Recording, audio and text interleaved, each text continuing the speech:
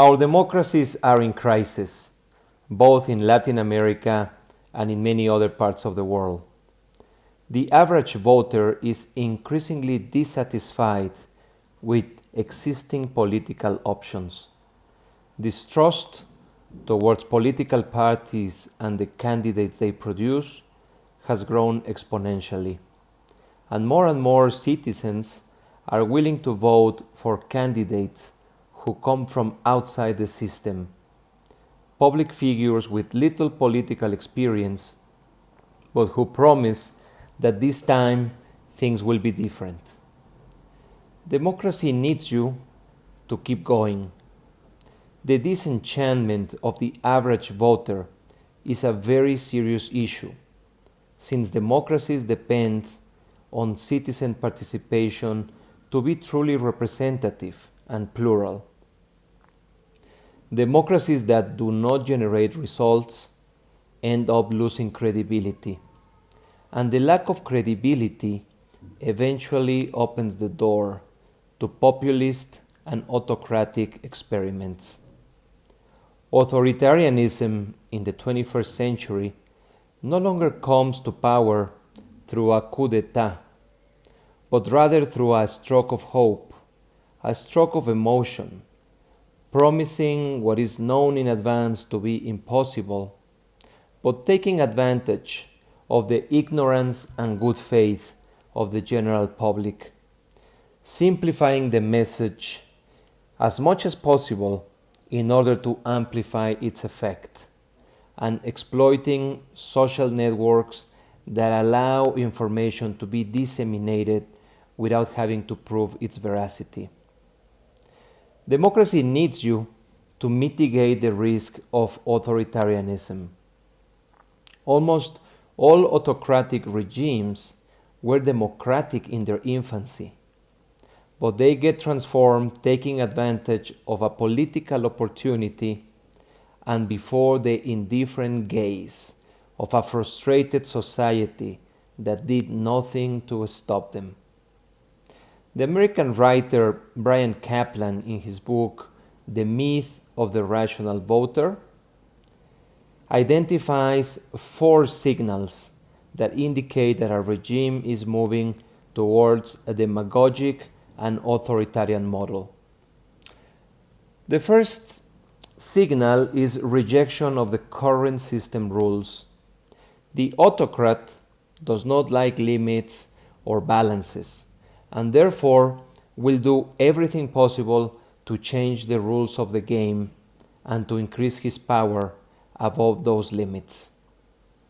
He will speak about the need to change the Constitution, to extend his mandate, to clean up the mess, to put the garbage out. And he will explain why the current system, the same system that allowed him to come to power through democracy, is now useless and must be replaced. Second signal is the creation of an imaginary enemy. The autocrat divides society through the creation of an imaginary enemy, the enemy of the people that only he represents, and therefore the political opposition to the autocrat is automatically deemed to be the enemy of the purest feelings of the country. This imaginary enemy enables the average voter to be mobilized against political opponents through the emotions of fear and anger. The third signal is the tolerance or support for the use of violence. The autocrat will eventually need to use force to remain in power. On one hand, he will do everything possible to bribe the institutional forces and to keep them on his side, taking political and economic actions that guarantee that the police and the army will support his project. On the other hand, he will create parallel informal organizations that will use force and violence against those who think differently. The autocrat will tolerate acts of vandalism and aim at showing the fate of those who are against the people. The fourth signal is an open attack on other balancing powers. As we said, the autocrat does not like limits or counterweights, so a very important objective will be to quickly take control of other powers. Typically the Congress and the Supreme Court, as well as to capture or nullify other autonomous bodies, in particular the electoral referee, at the same time that he continually disregards the role of civil society and the middle class.